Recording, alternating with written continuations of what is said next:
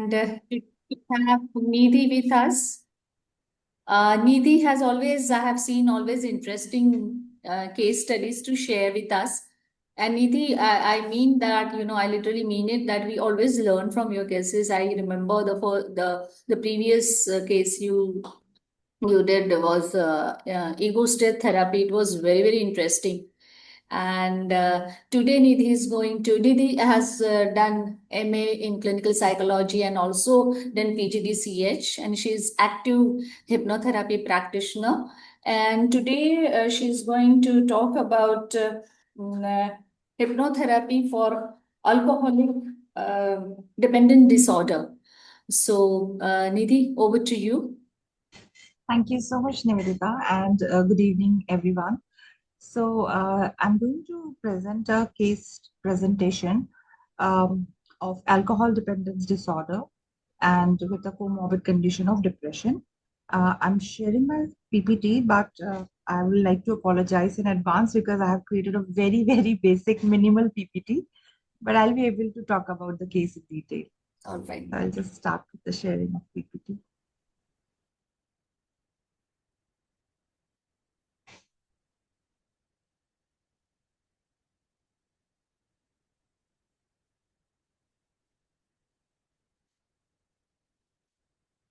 Please let me know if the screen is visible now. Yeah, it is visible. Okay. Yeah.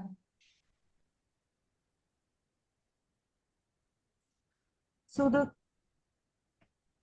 this case is of a female client in her mid or You late can go 50s. on full screen show mode. Okay, sir.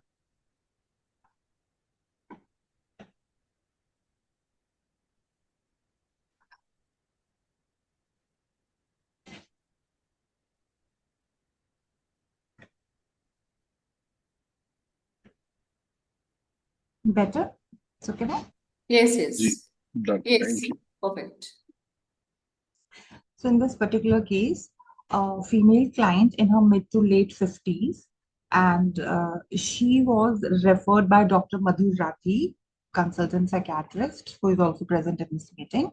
So she was diagnosed with depression and alcohol dependence.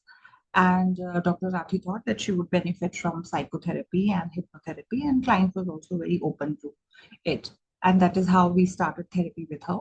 So to give a background about her, she came from a upper middle class background, um, from a tier one town, and she had a social circle and a family history of not family history, but her husband was an alcoholic, and all of her social circle was deeply into alcohol. So this woman was showing symptoms of extreme guilt, shame, depression, and in her first session when we met, she was hardly making any eye contact or speaking. uh, she was the only thing that she said was, I'm really, really ashamed of myself, and I really don't know why I keep doing this to myself. Her family was supportive. Her siblings, her elder siblings, had brought her to the therapy, and they were very supportive. And this woman now was a widow. The husband has died like almost 8, 9 years back, fighting alcoholism, and the two adult children had already moved out of house, so she was on her own. So when we explained to her that hypnotherapy and long-term psychotherapy would benefit, she was really up for it because she has been in and out of rehabilitation for quite a while now, and this history of alcoholism for her started when she was around age 25. So she had a very long history, almost 3 decades of history of high alcohol consumption. So the background was that she got married early when she was maybe in her late teens, and then became an early mother by 22, 23. And how she started alcohol was that the husband already was an alcoholic and was probably 8, 9 years senior her age.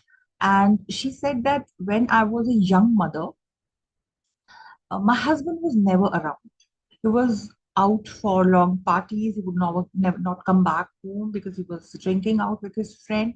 And this woman became really insecure. And at that point of time, the mother-in-law and extended family were pretty much there with the children. So she started accompanying the husband in all his social gatherings and party. And that is how she got introduced to alcohol at around age 24, 25. And initially said that what she explained was that she really liked the glamorous lifestyle initially in her mid 20s and late 20s. But very soon, by the time she reached her mid 30s, she realized that she has also become a chronic alcoholic, just like the husband. And both of them would binge drink on weekends and almost every day. So that is when she realized that her dependence is becoming worse and worse, and she was not able to do her parental responsibilities also very well. But the thing is that the even the husband was almost like an emotionally absent father, but being a mother, she carried more guilt that she's not able to give her children as much time as she would. And that is when she was in and out of many of the rehabs in Mumbai and in Pune, but nothing helped her. And by the time she was in late 30s and early 40s, uh, the husband started to fall really ill, and there were a lot of emotional disturbances in marriages as well, incidents of cheating, marital cheating, and a lot of financial uh, frauds and financial mishappenings in the family. So the stress of the family stress kept on increasing, and then children became adults and they moved out of the family. And in her early 40s to her late 40s or mid 40s, the husband became seriously ill, and she took care of the ill husband for 6 7 years, and later the husband died. And that phase of her life was particularly very stressful for her, taking care of ill husband, and later on after husband's death, because children have already moved out, so she became even more dependent on alcohol. The loneliness, the alcohol became the only coping mechanism for loneliness as well. And eventually, her relationship with her children started to deteriorate because children would see her as a liability. So she also started to perceive as well as her as a liability, and she was in a lot of guilt.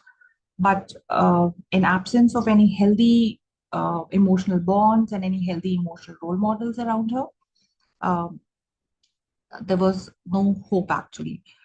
But her extended family, in the sense that her elder siblings were really supportive, and it was on their initiative that she was brought to the clinic at Noida.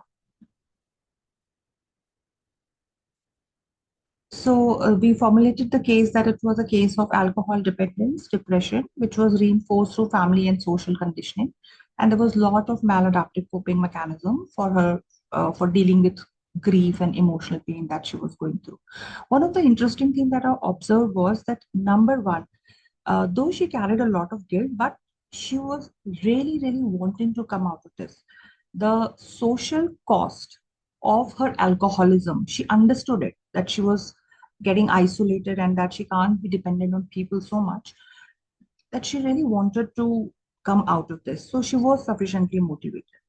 And number two, that she would not speak about her children for a very, very long time. Like she just described about her relationship with her children in a passing and only and when pressed about it.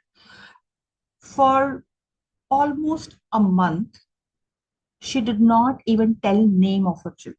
So this is something I observed, and I never pressed her about upon those issues, because I realized that as and when she wants to open, she should not feel pressurized to open up. There was one part of her life about which she spoke very deeply and passionately, and I think that was the most unresolved guilt in her, which is that I followed my husband like a little puppy all around, knowing that whatever he's doing, and because of him, I also became an alcoholic, and the marriage also didn't turn out to be well. So she would speak a lot about husband. So uh, I understood that she has a lot of unprocessed emotional wound from that relationship. So much so that she had almost compartmentalized her role of a mother. And at that point, when she came for therapy, she was not at all focusing about children or her motherhood. She was only focused about that grief that she held, that for 25, 30 years, for 25 years, I had suffered so much with this man. So what I realized was that she is willing to give up alcohol, but there are lot of emotional wounds that she's carrying. So we would probably do an eclectic approach in which we will provide her with supportive therapy. We would provide her with certain, uh, we also did certain art-based things with her, wherein she can utilize her time well. And we did cognitive behavior therapy. Of course, ego strengthening was an important part. And then eventually, when she stabilized, we also did trauma redressal through age regression and ego states. And guided imagery and other kind of hypnotherapeutic interventions were widely used. So this is how the treatment plan was planned for her. So this, I mean, she still comes for therapy once a month. Now she's on booster sessions, but initially she came twice a week, sometimes thrice a week, and she was very regular. And this treatment plan that I'm going to describe now, it took almost 5 to 6 months. So obviously, the couple of few sessions were centered around forming a rapport, empathetic listening, and whatever she has to tell about her life and motivational support, that there are ways that she can come out of it. Because obviously, the thing that really helped was that this client was sufficiently motivated to change her circumstances. Then, the first and foremost thing that we started with her was muscular relaxation, because she was very dull, not agitated, but very dull. She won't move much, she won't make much of the eye contact. She constantly carried a sense of heaviness, and one could see it in her body language that she really, really felt heavy and shrinked. And once we started doing these muscular relaxation exercises with her, the sense of lightness started to come in her body, which changed her body language, and she immediately started to feel a slight upliftment in her mood. Uh, we also gave her a lot of exercises to write, because the idea was that she associated alcohol with coping with loneliness, grief, and anything fun for her meant having alcohol with friends or with family. So I explained to her that the definition of fun in her mind has to change, because it is important to have fun, yes, but if fun equals alcohol, then the definition needs to change. And therefore, we introduced activities which she enjoyed, and she was a talented client. She would do crochet, she was into art and painting, and that is how I encouraged her that in her free time, this is what she is going to do. And she agreed and started doing all those things as well. So, as a part of psychoeducation, uh, I explained to her that addiction has to be seen as disease and it is not a moral failing as such. And then we started, after muscular relaxation sessions, I introduced white light visualization techniques. It helped with grounding. The imagery majorly given was of nature, and all the five sense organs were included, so that so that the level of trance is deeper. And she was somebody who easily slipped into trance and responded really well to guided imagery.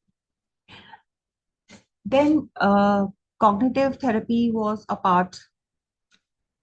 We were doing it simultaneously, and we discussed about the various belief systems that she held around what is love. And because I think she carried this very strong core belief within her that she was never truly loved, and that she was cheated in her marriage.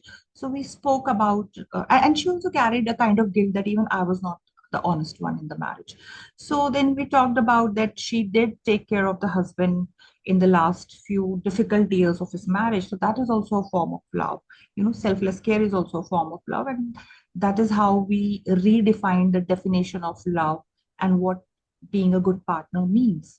So whatever you did in your youth was a different thing, that was a different time, but whatever you did later with your husband, that was something really good, and that is something which required a lot of emotional strength, that even if you know that this person has not been around for you and you still stick through, you still stick through that situation and help that person. So all these core belief restructuring helped in lowering her guilt. Another form of guided imagery which I actively used with her was to feel safe in her body. Now, this client has been physically active, and even she started to join. She worked as a, if I'm remembering correctly, as a trainer, as a, I think, yoga trainer, some kind of trainer in the gyms or Zumba places. And even at this age, she was very physically active and she was very willing to get back into that work. And but she was like, I don't feel confident. I have used so much, I have abused my body so much with alcohol that I don't feel confident in my body. So we did guided imageries, and in which specific instructions were given to connect with her body so that she starts feeling confident and connected with her body again. In couple of other imagery sessions, we extensively used imagery of waters, that she can dip her feet in water and that all the stress, water is taking away all the troubles and stress. Then there were a lot of gratitude-based exercises, imagery exercises, and writing exercises that we did. And in gratitude imagery exercises, she was asked to show gratitude to all the people in her life, no matter whatever role they have played. And after this particular exercise, this gratitude exercise, I clearly remember there was a lot of catharsis. She cried a lot because I think she has never said proper goodbye to her husband or to all the people who were in her life at some point and were no more with her. So this really helped her to break that wall, that compartmentalization that she had, that she would not speak about certain people in her life. So later on, I think almost after a month or so, then when I thought that, when I could see that she's stabilizing and she was able to refrain from alcohol, I, okay, so there was this, I asked her that, is she in touch with her children? And sometimes she would say that, yeah, I do speak with them regularly over phone, but we have a lot of disagreements and arguments. We don't see eye to eye. My children think that whatever I'm saying, I have no right to say because I cannot take care of my life. And then I feel that maybe I have let them down.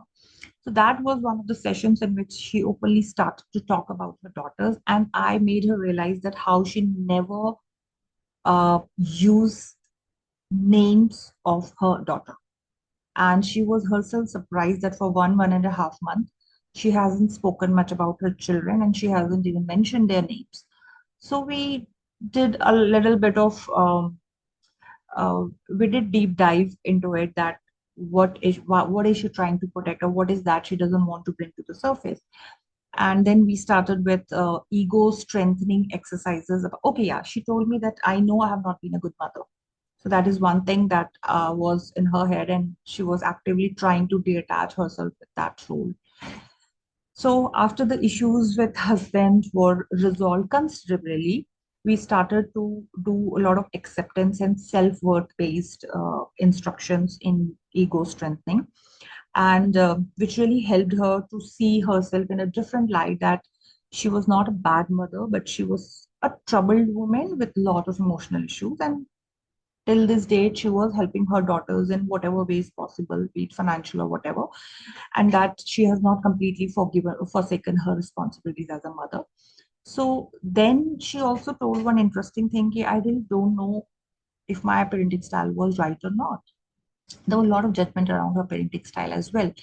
So after these ego strengthening exercises around self-worth and acceptance, she started to see herself as a flawed but okay individual.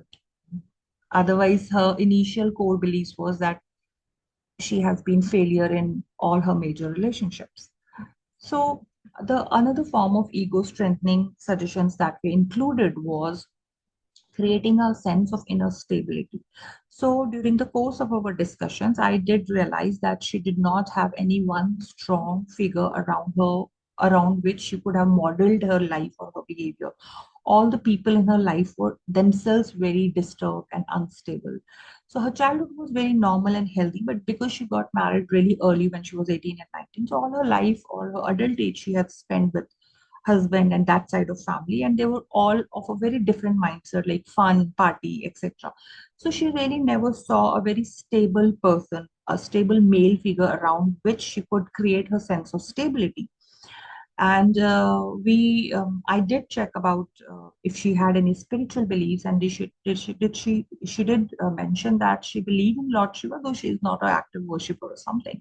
So we used guided imagery, that would you be okay if you, in your imagination, if you visit a temple or something? And she said, yeah, why not? So this is the ego strengthening session we did, in which we try to create a inner sanctum, a place where she can speak about all her sorrows, all good things, bad things, and Lord Shiva is blessing her. And that session was also a very important breakthrough session. She said that I truly feel seen. That was a very important opening for us, because till now, though she was improving, the progress was there, but this was a deeply emotionally moving experience for her. She said that I don't feel that I have been abandoned. I feel that there is somebody taking care of me. We also did two ego state sessions with her, though I think I have messed up the sequence of the sessions, but they were done approximately after 8 or 9 sessions. So in one of the ego state sessions, we started with body scanning technique, and what are the sensations and emotions that she feels in her body, and if she can connect with them somatically, or sometimes she was able to connect with a sensory feeling, which she said she is experiencing around her head, a lot of confusion, and around her heart. And then we asked her to give it a shape and a size, so that the externalization of those symptoms happen. And then we did an exercise that we are sending, we spoke to those ego states, and in her head she said it's all confusion, it's not saying anything, it's just confusion, it keeps me confused. Then we send it to light, and in her heart she reported that there is a feeling of heaviness, like I missed too many things in my life. Then from that, we regressed back to a few years back. She recalled an event when she was 2 or 3 years back, when she was in a rehab again, because she has blacked out, and she was in a terrible state. And she said, I can see that self of mine, and I totally dislike this person, I don't want to do anything with this person. So then we evoked, we spoke with that ego state, that there is so much of grief, but she was not able, she did not wanted to actively connect with that ego state. So that is, I think, that is why there was so much of compartmentalization with her. So there was a part of her which she knew was in a very bad state, but she did not want to do anything with that part or for that part. So then, through through therapeutic alliance, we worked and we spoke to that part, and that part was uh, a picture of like complete shame and with hanged head. And she was like, I don't want to speak with this woman, and I don't even identify who this woman is and why I made myself to this condition. But then we spoke about forgiveness and accepting her, because if you don't support her, then who else? And then eventually she was able to sit with that woman, hold her hands, look into the eyes of that ego state, and hug her, and eventually integrate that ego state. So this again was one of the important ego state session, because that compartmentalization, that disassociation that she was doing with one of the ego state, that I don't want to accept my past self, that we got a breakthrough in that session. In one of the another ego states session, we did a age regression, and we particularly asked her to um, remember the good memories, and she did remember a ego state in her younger days, a woman who is full of life and happy and having fun. And all those happy memories were reconnected, all those happy ego states were brought into awareness, and all the fun and lightness of those ego states were through instructions, through hypnotherapeutic instructions, were integrated in a present ego state self, that she can, again, she has that capacity to feel the same amount of lightness and happiness in her life. We continued with CBT interventions and cognitive restructuring throughout the sessions. And then at one point, we also did sensory imagery conditioning, in which how her future self would look. And whenever she is again faced with those emotions of loneliness, or whenever her friends ask her to come out for party, how does she want to behave now? And she very beautifully described that I am this person who is sitting quietly, and even if people around me are drinking or inviting me to drink, I am unbothered. I'm sitting here, and she could create a future image of herself as a strong and confident person without needing to please other people and to hold a glass of drink just so that she fits into the circle. The images of her new future self. And we also did some techniques after, once she was out of trance, we did this technique where she would write letter to her future self, um, telling that how much proud she is, and she cannot wait to meet that future self. We did butterfly imagery for meeting, like, so before this butterfly imagery and after her regression session, one thing happened was that around the month of December, she had to go back to her hometown alone. And at that point, she had a relapse. She had a drinking binge, and it was a bad episode. She came back to Noida, and she was really, really ashamed of that incident. That if my therapy, I had made so much progress in the last 3 4 months, why did I again do that to me? And again, she was carrying a lot of guilt and everything. So we again worked on those things, and we explained it to her that the path of recovery is never going to be like a straight line. It can have its own ups and downs and its own curves. And even if she falters or even if she fails, it is better to pick herself up and again walk um, the path of recovery rather than stay stuck in that situation. And it was after this that we did this butterfly imagery, and how her uh, in butterfly imagery, we used an image of a beautiful garden of life, and how that she has left her older self, shed her old inhibitions, and has become this new person who can enjoy life freely without any fear of relapsing again. And after all this, almost after 3.5 months, we explored her relationship with her children. And there was a lot of emotional processing that she needed to do. And for next couple of sessions, we focused on her relationship with her children, which had improved significantly. And she said that now that I'm stable, my children put more faith in me. And I feel that now they no more accuse me of being the bad parent, and which has really helped her. So she also had some unresolved issues with her siblings, though they have been very helpful in her healing journey. But there would be some or the other issue where she felt judged or put down publicly by her extended families.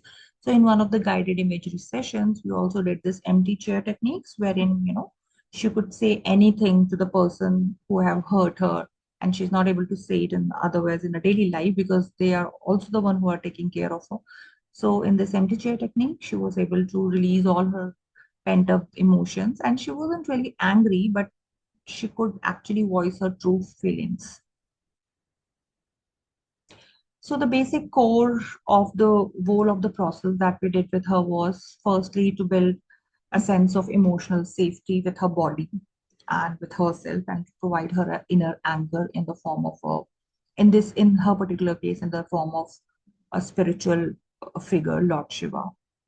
And we worked actively on reducing the sense of shame and guilt. And that is how we helped her in developing healthy coping mechanism, in which art for her was really very useful, because she was always interested. She was an artist, she would paint and all. And the psychotherapy process also helped her in processing of grief and loneliness. She had a lot of self-acceptance towards her condition and towards her children's condition, and eventually she could I mean, her ego strength really improved drastically, and she was onto the path of recovery. All through this, she was also actively on medication, the details of which Dr. Madhu would be able to tell because he was the main psychiatrist for this patient. So she was, I think Dr. Madhu will tell, she was constantly on medications, which also helped a lot along with the therapy. So the thing with any kind of addiction is that, number one, the client has to be sufficiently motivated, because there are many cases of addiction that people really don't get benefited because the social cost maybe is not that high, but for this particular client the social cost was really high.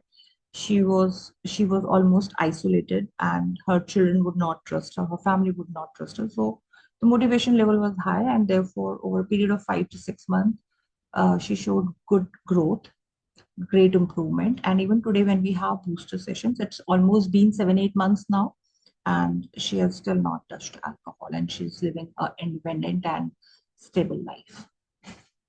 So I'll stop with my PPT now.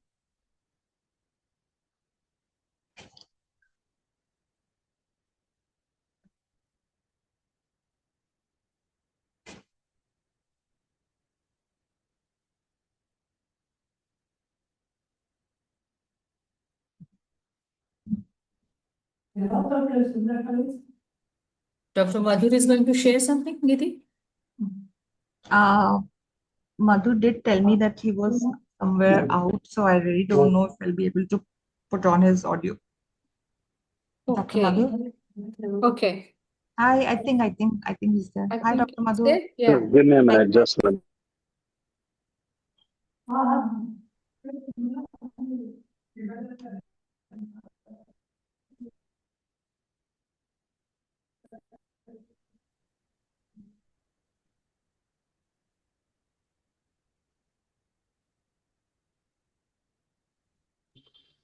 Hello, can you hear me? Yes. Yes, yes. Yeah. A few things I wanted to share about this case is when the case first came, she was brought by her sister's daughter, Sibling. who has been somebody who's looking after uh, her and her sister both, and she has understood that okay, everybody's treating her like an alcoholic, but she somewhere had that hope. We can do something. We can probably uh, try to help her. We can probably try to address. Because of that, they came. When we started treatment, we knew that there would be relapses. But when I took her session for about, I mean, history for about 1.5 hours, I realized that she's somebody who would be helped with hypnotherapy. So I referred her to Nidhi ma'am. Post that, there were relapses, lapses. She was struggling initially. She was very resistant. First session, she said that I'm not sure if I would be continuing. I just went because you said. But I told her that you haven't tried it, so give it some time. Then she continued. The current update is that I think she has been sober for almost 6 months now. The ties with family are getting much better. Her daughters are treating her much better. She is trying to reconnect with, she's a yoga instructor, so she's trying to reconnect with things that she likes doing and finding her own niche, finding her own work. Her one of the issue was that I can't go back to a place where there's no support. If there's nobody, then I would get drunk. I need somebody in the house.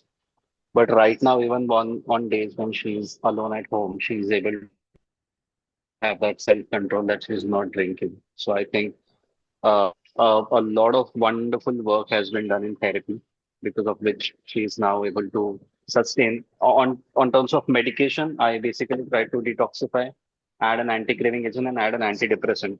So I haven't seen her in last 3 months, but one of her relatives comes for therapy to me. So from there, I got an update that she has been doing wonderful, and everybody is just amazed at the version that she has become now. Yeah, yeah. She's taking care of her pregnant daughter now, and there was a time she wouldn't speak about her daughter. She wouldn't speak the names of her daughter for like months. And today she's living with one of the elder daughters. She's pregnant and she's taking good care of the daughter. Yeah. Uh, can I ask Dr. Madhur one thing? Dr. Madhur, are you there? Sure, sir, sure. Yeah. Sir, what was that possibility which made you think of hypnotherapy as an The additional support possibility system? that made me feel that one, she was motivated. She was like, I'm really frustrated. I want to get out of this. So that statement. Mm, Second, she said that I have tried therapy, I have tried everything, nothing works out for me. mm, And taking deep history, I realized that she's holding on to this grief and this mm, identity that I'm an alcoholic because everybody around her is, mm, forcing that identity on her. So mm, when I referred it to ma'am, I told ma'am that ma'am, maybe we need to do ego state, we need to do age regression. These are mm, two, three things which would help. So that mm, was always in the plan. And in mm, history, the way she was giving history, I realized that there has been these instances and alcohol is mm, her main coping mechanism right now. mm, To cope from alcohol also she's using alcohol, so that mm, is where I realized that maybe here is somebody who wants to get out of it, who's motivated, because first thing is always motivation. She said, I've tried a lot of therapies, nothing has worked for me. That's mm, when I told her, have you tried hypnotherapy? She said, no, I don't know if it would work. I said, mm, okay, then if we don't know, then it might not work, but then it might work also. So it's entirely about trying it this time. You have anyway mm, tried everything. So let's give this mm, also a try. And that's mm, when she then agreed for therapy. mm. And how long this anti-craving medication would go on, sir? She has been very irregular on medications right now. I mean, very irregular on follow-ups. So I haven't seen her in last 6 months or I think 3 months. The last time I had seen her, I had given her anti-craving. Every time generally we give anti-craving for 6 months. Mm, But the patient sometimes takes in between. And also there was comorbid depression. So I knew that even if I'm mm, treating depression, I mm, will still have to treat this ego state, which mm, is really an identity of being an alcoholic because of everybody, the way people are treating her. So mm, anti-craving agent went for 6 months. Antidepressant also, the plan was to continue for about a year. And mm, detoxification was only initially when she was having these sleep issues. After that, mm, we have taken her off any kind of benzodiazepine and detoxifying agents. And I think mm. currently she's only on antidepressant, which is also my plan was to taper and stop whenever she comes next. Very good. In these times of collaboration, this is a wonderful collab for both of you. I'm really happy with that. And Nidhi madam, pretty extensive kind of work. Almost every set of permutation and computation you have Yes, we tried did try. on worked on this. So my curiosity is how long was typically a one session? Like you're saying 12, So 15 average, sessions, so average average. session. So she still takes therapy from me. Like now, the frequency have tapered down to say like once in 20 days, once a month at least. Hmm. So it's been 7 months, 8 months now, No, and it's the each regular session psychotherapy duration. session. So regular psychotherapy sessions are like 55 minutes to 60 minutes, but Hmm. these ego state session would sometimes go to 1 hour, 15 minutes, 1 hour, 20 minutes because the integration and everything it can take time sometimes. Hmm. And how easy was to take care of resistance? No, there was no resistance actually. We Okay. had built really good rapport, and Hmm. she was a very good client for trance and hypnotherapy. So she had a lot of trust. So rapport was built, so that resistance was not the issue. She was very suggestible. The first Yeah. time she came to Hmm. me, I told her that therapy would work for you, and because I have tried hypnosis in a patient with alcohol and depression, though Hmm. that patient was not under my treatment. So, Hmm. so when I took history for about 1.5 hours, the her first thing was, why don't you take me up for therapy? You know everything. Hmm. Then Hmm. I told her that, I can't play the double role because it would Hmm. cloud my judgment about medications. So Hmm. let me refer you to a senior therapist. And I'm so glad that I had Nidhi Hmm. ma'am Hmm. working. So we work alongside in a clinic. So Hmm. I'm so glad that she was there. So it went well that way. Hmm. She had any kind of, even she had any questions. Oh, this relaxation, doctor, I have done. She only did a relaxation. And I told her, you must have done something. So we start from what we already know, and then we venture into the unknown. So it Mm, becomes easier for us to go there. So mm, that's how I kept reinforcing her that you need to take therapy. Therapy is helping you. It will help you. That's how. And after 2, 3 sessions, I think when ma'am did one ego state or one age regression, some session was more in depth. After which mm, then she was like, I feel wonderful. You have referred me to the right person. She's the mm. best therapist. And then I knew that now she is in completely. Excellent work for both of you. And Nidhi madam, a very good presentation. In the Thank you. initial moments, you mentioned something about presentation. It's a very good presentation. Pretty engaging. Thank you. Thank you, sir. Yes. So, Nidhi, I just would like to know that I believe that ego state and regression helped her a lot. I wouldn't say that only one session helped her a lot, honestly, because even Right. without hypnotherapy, we were doing a lot of psychotherapy. A Correct. lot of Correct. psychotherapy. But Correct. yes, if we talk about the intensity of ego states, I think the one in which I don't know, she mentioned to Dr. Madhur about that regression Yeah. session maybe, but I think the biggest change which I saw was when we did this connecting ego or connecting with the ego state for inner stability, because Hmm. she Hmm. did not have a sense of stability in her life. She Hmm. didn't have a person to fall back on, a reliable person to fall back. Hmm. I mean, on papers, yes, everybody was showing their support and everything, but internally, she never felt that she can actually fall Hmm. back on somebody. Hmm. And when we did that, creating an inner anchor in Hmm. form of a spiritual figure or whatever, Hmm. right? Hmm. So basically, what we are doing is we are just invoking inner strength, invoking a ego state within us, which can be your stable center around which one can model their personality or one can model their rest of the ego states. I think Correct. that session was really, really important because after that, I could see her receptivity level increased Yeah. and she just opened up there. Yes, yes, because I also seen the feel the same, like ego state therapy in certain cases make wonders. Like there is drastic change in the case, and the behavior or the understanding or the incline. It changes many things after ego state. That is what I have. I want to add one of my understandings of ego state therapy. Now that it's been 4, 5 years, I've been actively using it. I've realized one thing. Initially, we thought ego state therapy is all about regression Yeah, or just reaching out some traumatic events in memory. That is a very important part of it to yeah, integrate the yeah, disintegrated parts yeah. of the psyche. Yes. Yes, But I think before that, the most important part is um, the readiness of the psyche to visit that traumas. yes, Right? It should not be premature because many a time, absolutely, maybe because of our absolutely. inexperience or maybe for whatever reasons, we directly jump into let's go back to that traumatic event and this and that. And Mm. people do respond to it. Some form of therapeutic benefits are achieved, no doubt. But I Mm. don't think the objectives are met so deeply for the simple reason because unless and until you have a strong, uh, as I was saying, inner strength, है ना? Absolutely, absolutely. So even if you know so much of your past and everything, it won't help because the Correct. integration will happen because first and foremost you need a strong inner strength and Inner strength. Yes, inner yes. ego state or a conflict free zone within you. You need to access that conflict free zone within you कि कुछ भी होगा, I have myself to fall back हाँ, on. I'll हाँ, not collapse. हाँ, So हाँ. unless and until we first invoke that ego strength, Yeah, and yeah. if we directly jump into accessing the traumas of ego state, I think there could be a possibility of collapse.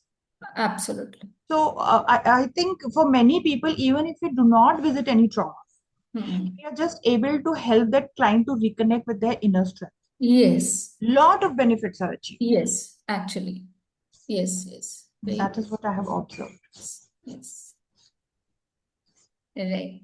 So a lot of work you both have done, Dr. Madhur and Nidhi, both of you. It's an excellent case, and the presentation was excellent, Nidhi. And don't worry about, as you mentioned, that slides and all that. And personally, I would like to thank Nidhi on behalf of AoH because I just asked her day before yesterday, I believe, right, Nidhi? Yeah. And Yeah. she said, I have a case, and such a sport. Nidhi is such a sport. Like, today she's ready with her presentation because the person who was supposed to present today had some problem and some genuine problem she had, and so she could not present. And I asked Nidhi, do you have someone, or do you have any case? And she said, yes. And such a wonderful case you have presented in a wonderful way, Nidhi. I really, really thank you. And it Thank you, was Preeta. great learning from you and Dr. Madhur. It was nice talking to you, nice listening to you, nice learning from you both. So thank you so much. Nivedita, one thing. Anji, We have Dr. Dayal with us. If he's I'm so available, sorry. we I'm so can. sorry. Yes, yes, yes, we'll ask. Yes. Dr. Dayal. Dayal sir. Yeah, thank you for asking. Yeah, it's a Good lovely evening, case sir. and lovely presentation.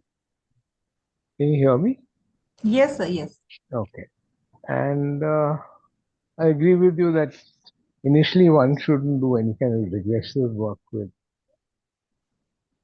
people who have addiction issues, at least for a few sessions till you have. But it's a really wonderful case that you presented, and your presentation and the work you've done. Thank you for sharing. Thank you, sir. Thank you so much. Thank you, sir.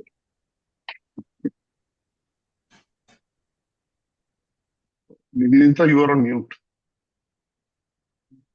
I'm so sorry. I'm so sorry. Yes, anyone has any question? No. Would like to say anything about the case? Like to I would share like to thank Nidhi ma'am. I would I like to have thank Nidhi ma'am for taking care of my clients so well. anything? That's how And, good teams work. Thank you, Dr. Madhur. and we would like to thank both of you for Yes. bringing in such. Yes. So we always work for our clients, and the teamwork gives better results always. So thank you, Nidhi, and thank you, Dr. Madhur. Uh, I again take this opportunity to request everyone and come up with your cases, case studies, present, because this platform is for us, and try to remain present in the presentations. There is a lot to learn, a lot to know. So just tell your friends also to come and present here at this platform. Okay, so thank you Thank you, once again. Nivedita. Thank you, Thank you, Nivedita. Nidhi. Thank you so much. Thank you, Thank you, everyone. Takbir Bhai, because for recording, I was not sure about my internet. I've come to my uncle's place for some work, and I was not very sure about internet here. So thank you, Always available. Thank you. thank you. Okay. Good night, Bye. everyone. Bye. Good night. Bye.